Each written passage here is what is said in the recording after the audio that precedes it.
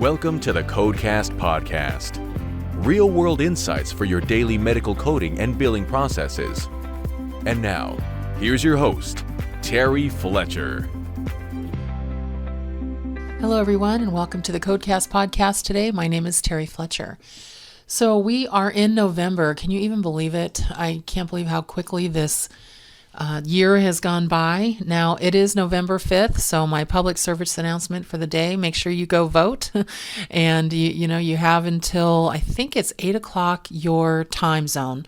And so just make your voice heard, make it count, whichever way you go, just vote. Everyone knows my position. I don't need to share it, but just make sure you vote. So the next thing is I hope you are enjoying your extra hour of sleep. We had daylight savings time over the weekend, and my Pittsburgh Steelers were on a bye, so we are 6-2, sitting pretty, and I'm pretty happy right now. So I got to go to brunch with friends and didn't have to worry about football, even though I do watch it. You guys know me. It's all about every sport. But anyway, let's talk about today and what just got posted last week, actually the 1st and 2nd. It's amazing how the government posts things over the weekend. They're like, well, maybe nobody will notice. Oh, we noticed. So the final rule came out on November 1st for everything. So it was the calendar year 2025 Medicare Physician Fee Schedule final rule for parts A and B. And, I'm reading through this, and of course, I'm always looking for the tidbits to help you. Now, I do have a specific webinar that will be coming up for fourth quarter Medicare updates. And so make sure you check that out. That is going to be for... Let me see, when is it? December for McVeigh seminars on the 17th and for NSCHBC on the 10th. So look for both of those where I will be giving you actual written information so you don't have to go look for it. But here's kind of the gist, and there's a couple things I really, really wanted to bring to your attention. So under the fee schedule, we're going to be reduced instead of the 2.7%, they were saying now it's going to be 2.93%. for calendar year 2025. Don't forget that on top of that, we are also going to get that PAYGO 4% reduction because of the Biden administration $1.9 trillion, they called it an American Rescue Plan of 2021. Remember, somebody has to pay for this stuff, and they always seem to attack the Medicare fee schedule. You're already getting the 2% sequestration reduction at the end of your payment. From the debt ceiling raise, from 2011, that was the Balanced Budget Act of 2013. So it's constantly being attacked. And until Congress fixes this, I'm hoping with maybe a new government change, we can really attack this. I'm seeing some things out there that it's really going to clean up, whoever's up there dealing with this, we're going to clean up some of the waste and spending issues. So let's hope for the best there, but make sure your physicians are ready because this is going to be bad. The conversion factor is going down to $32.35 from what it is now at $33.29. So it's not good, and it's going to limit access to patients. It's going to limit access to care, and it is really just going to hurt our patients. And I'm just really not surprised, but disappointed that we're at this point. So there's a couple of things as far as finalizing their proposal for something called CTS, Caregiver Training Services. Now, I like this, but I don't like that Medicare is going to be paying for it because, again, there's only one pie. So they're finalizing their proposal to establish new coding and payments for caregiver training for direct care services and supports. It's really to really prevent decubitus ulcer formations, wound care, infection control, and it's going to be G codes. So when they say finalizing their proposal to establish new coding, it means HCPCS codes. And I don't know how much is this going to cost. They haven't told us yet, but just keep that in mind. And one thing I don't understand is why they're going to allow this via telehealth. So especially because wait till you hear what's happening with telehealth. Okay, here's the big problem. So telehealth under the 2025 Physician Medicare Fee Schedule. So, and here's what it says from the fact sheet. And you can go to cms.gov/newsroom/fact-sheets/calendar -year-CY-2025- Medicare Physician Fee Schedule Final Rule. So you can also find it on my website if you're thinking, wow, she said that really fast. But telehealth services under the physician fee schedule, here's what it says, and I'm quoting, absent congressional action. So remember, Medicare or CMS does not have authority here. Congress has to fix this. Absent congressional action beginning January 1st, 2025, the statutory limitations that were in place for Medicare telehealth services prior to the COVID-19 PHE will retake effect for most telehealth services. These include geographic and location restrictions on where the services are provided and limitations on the scope of practitioners who can provide Medicare telehealth services. So that list that we currently have for fee-for-service telehealth is going to be altered. But the biggest thing here is the geographic location. So if you are not in a HRSA area, or if you're not in a metropolitan area that's depressed, then you will not be able to see patients. And I know a lot of people have a telehealth model based on the COVID-19 waivers, which was really not a smart thing to do because they're supposed to be temporary. And the final rule reflects CMS's goal to preserve some important, they say, but limited flexibilities. And they put it in there, in our authority, and expand the scope of and access to telehealth where appropriate. Well, like I mentioned years ago, since we're 4 years out of the pandemic, is that they never expanded internet access. And that was the first thing they should have thought about. They're trying to give, again, caregiver training services. They're trying to expand everything you could possibly think of for mental health. They're trying to expand, two-way real-time audio-only communication to beneficiaries in their home. But it's going to be limited on what beneficiaries can have that, because if they're not in a area where there's not many physicians, so rural areas, or they call it Area 99, then you're not going to be able to see a patient that just wants it for convenience. And so this is really going to hurt a lot of patients that have counted on telehealth under the Medicare and Medicaid and CHIPS program. Not only that, remember what commercial plans do. They follow Medicare. And if they're like, well, if the federal government isn't spending money on telehealth for 85% of their population, then why should we? And so I have a feeling that's going to be really interesting to see what happens there. They are suspending certain visits, and they're going to continue to suspend certain frequency limitations for subsequent inpatient visits, subsequent nursing facility visits, and critical care consultations for 2025. They want to continue that suspension of how frequent you can see patients. But when they get back to the telehealth service, again, they say, but we're expanding this to furnish services to the beneficiary's home. They're not going to recognize the new 17 codes for telehealth services in the CPT book.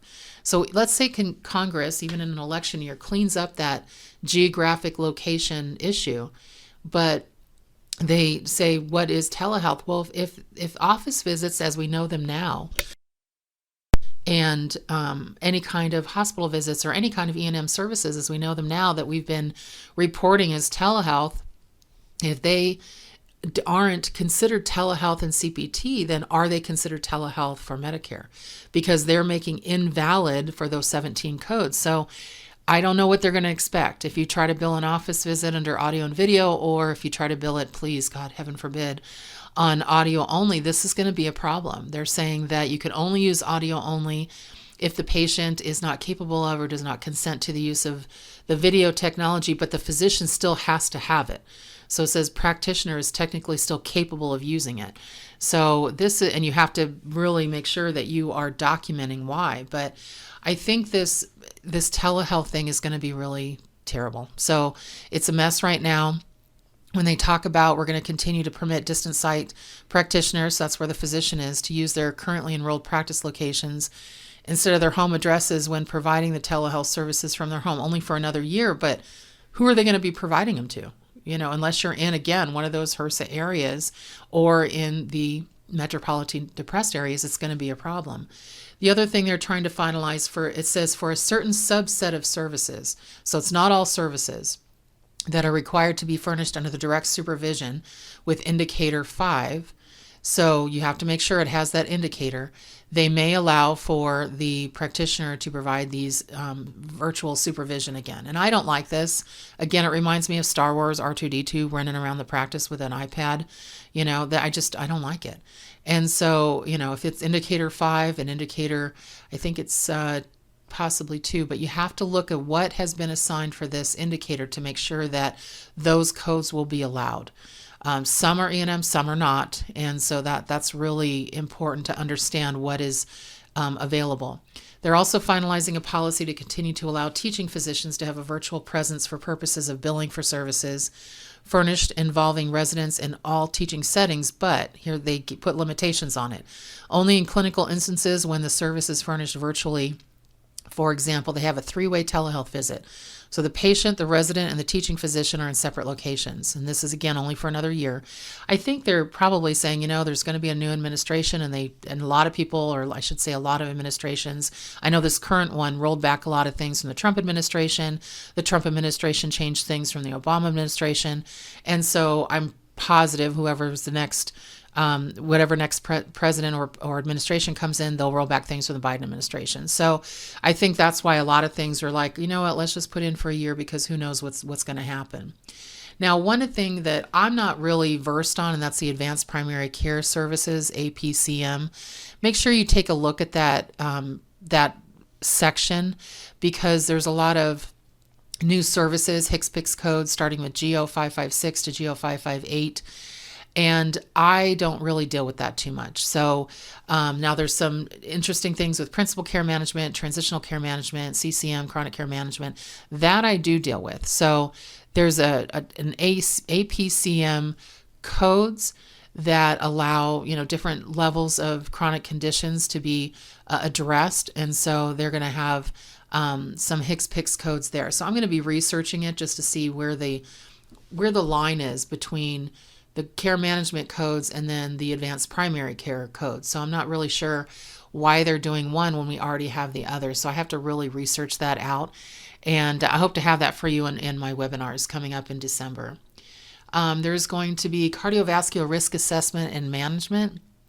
There's going to be more information on that, where they're going to give some screening services for that and life-saving services. But they said they're still trying to figure out, and they call it ASCVD, risk assessments, and they're trying to figure out what those G codes will be. So it's more of a screening service for that, and risk reduction services for that, aspirin, blood pressure management, cholesterol management, smoking cessation.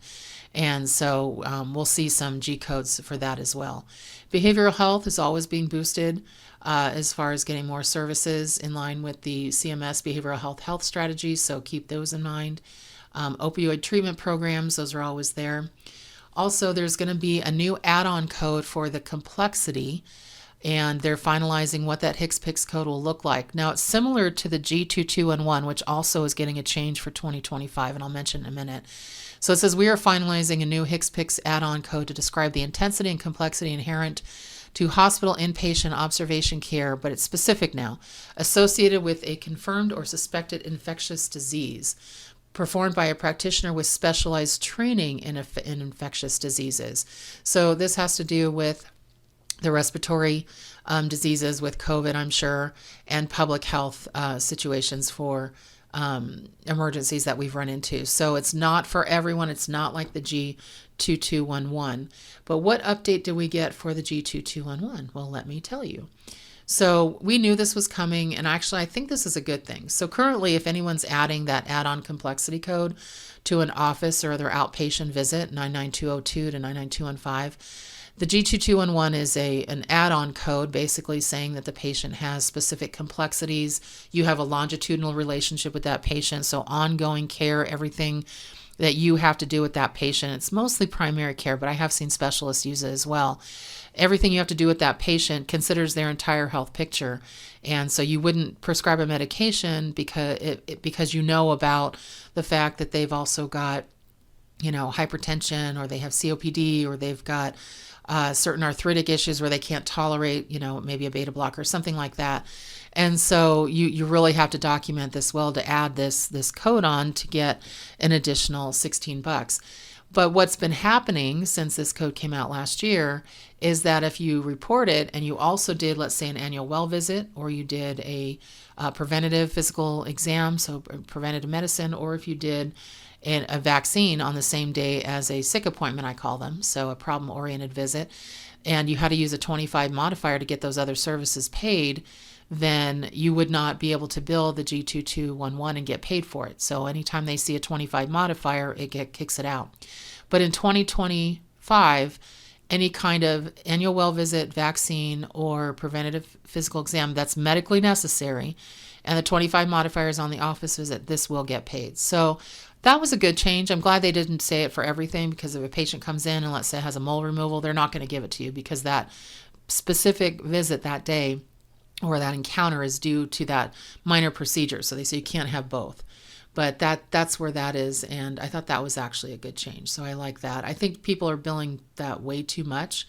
I hate seeing it automatically appended to claims when that encounter that day is not necessarily about that relationship or about that complexity in the patient. So be careful with that, because that's definitely going to be an issue. I think it's almost like they're baiting you to do that, and then they're going to come back and say, well, actually, we're going to take that money away. And then Part B, payment for preventative services. They're addressing two issues related to coverage and payment for Hep B vaccine. And what's the other one here? Hep B vaccines and Hep B infection services. So they were trying to eliminate viral hepatitis because they feel it's a threat. So now it's going to be paid for rural health clinics and FQHCs under their all-inclusive rate as well, separately from their all-inclusive rate. So it's usually part of the cost sheet, so now it's going to be separate. Expanding colorectal cancer screening. What do we have here? We're finalizing an update and expansion of coverage for colorectal cancer screening. We're removing coverage of barium enemas as a method of screening. This is rarely used in Medicare and no longer recommended as evidence-based screening. Okay. We're also expanding the colorectal cancer screening to include computed tomography, so colonoscopy, CTC, and they're adding Medicare-covered blood-based biomarker screening tests as part of the continuum of screening.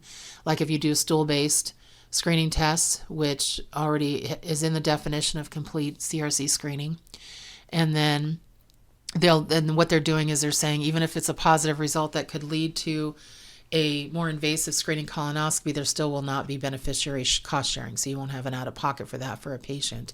So these actions really promote access and remove what they call barriers from cancer prevention. So those things are good. And there's always a sliding scale of what's going to happen with out-of-pocket. So I think for 2025, it's still going to be at if you find a polyp, it's like 85% instead of the 15% instead of the 20%. So that's a sliding scale of what they'll have to pay for if it becomes surgical.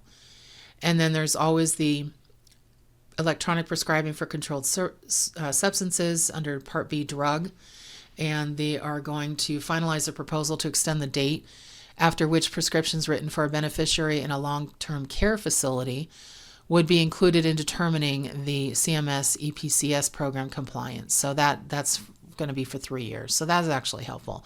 So some things are helpful. Some things are like, can we get our stuff together here? Trying not to use profanity, but can we get our stuff together here and just either put things final or just, give us some direction. The two things I don't like about the telehealth part, I don't like that they have not addressed the geographic location situation. Now, I know Medicare does not have the authority. Remember, it has to be congressional, and we're in a election year, so everybody's trying to figure out how to get reelected. They're not figuring out to do their job, and that bothers me to no end. They also the Medicare Fee Schedule. I mean, pretty soon we're going to be paying them to see patients, and that's just wrong. And the last thing is that stop expanding so much for Medicare. It's one pie. We need to make sure that we're not paying for every little thing. We have to be careful with that. So I just wish they would expand more of what, secondary insurances could pay, or patients' Medigap insurance, because they don't pay much, and there's a reason patients have that. So, and then internet access. I mean, I'm trying not to be political here, but $42 billion was earmarked for internet access for the country to people in areas that they cannot access the internet for telehealth and other services. And our current vice president was put in charge of that, and 0 people were connected. So even when we had the hurricanes in North Carolina and Georgia and Florida, Elon Musk had to come to the rescue with his Starlink. And luckily, he does that. He's the only private sector businessman that actually did that. And he's giving those people access for free till the end of the year. And so if the government just did their job with the money that they're using from taxpayers, access would be great. So to me, access is not just about offering the service, it's facilitating that access for patients that need it. And if they don't have access, then you are basically suppressing what people can get and really hurting that equity they keep talking about for healthcare. And it drives me crazy. So just keep an eye on a lot of this stuff. Hopefully you'll attend one of my Medicare update webinar in the fall in December, and you'll be able to have it on a PowerPoint. So you'll have all the links and all this information. But I wanted to update you since this came out just 3 or 4 days ago, and just be aware of what you're dealing with. So again, to get the full information, you go to cms.gov/newsroom/fact sheets, and it'll just bring up all the different fact sheets on what's there and what's available for you. A couple of things people have asked me about. What am I reading right now? Somebody said, were you reading anything that's not work related? Yes, I am. I'm reading something called The Senator's Wife. And I'm actually reading it. I'm not listening to it on audiobook. I know some of you know I like that. So feel free to look that up on Amazon. It's pretty good. It hits you in the face right away. But yeah, is it a trashy novel? No, it's actually not. I think I mentioned it last week's podcast, but it's very political. It's a senator's wife, obviously the title, but it's intrigue, and it's, some things you're like, are you serious? But it just shows you just some of the inner workings from a fictional standpoint. But I have a feeling, sometimes fiction is taken from real life experiences, just how corrupt sometimes things are behind the scenes in Washington. So if you're interested in that kind of book, definitely take a look. And, congratulations, I'm saying this with grinding my teeth, to the Dodgers for the World Series win. I actually went to bed when the New York Yankees were up. I think it was Game 5. They were up to, I think, one run. So I think they were up, 6-5 or something.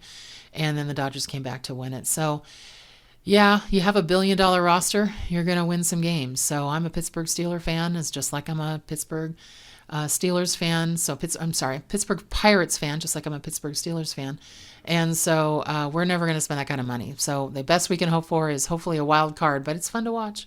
So anyway, we'll see what happens moving forward, but go Steelers, and hopefully everyone is having a good start to their fall season and looking forward to Thanksgiving coming up and spending time with family and the cooler weather. I know I'm pretty excited about that. Finally put on some tops and blouses that have some sleeves on them, and actually was able to put on my slippers under my desk because it got a little cold in my office. All right, everyone. So have a great week. Make it a great day. And thank you for listening to the Codecast podcast. For more information on medical coding, billing, auditing, and compliance, including how to hire Terry, follow Terry on Twitter @TerryCoder1, or visit her website at www.terryfletcher.net. Podcast producer Joe Kuzma. Music producer Dassassin Music.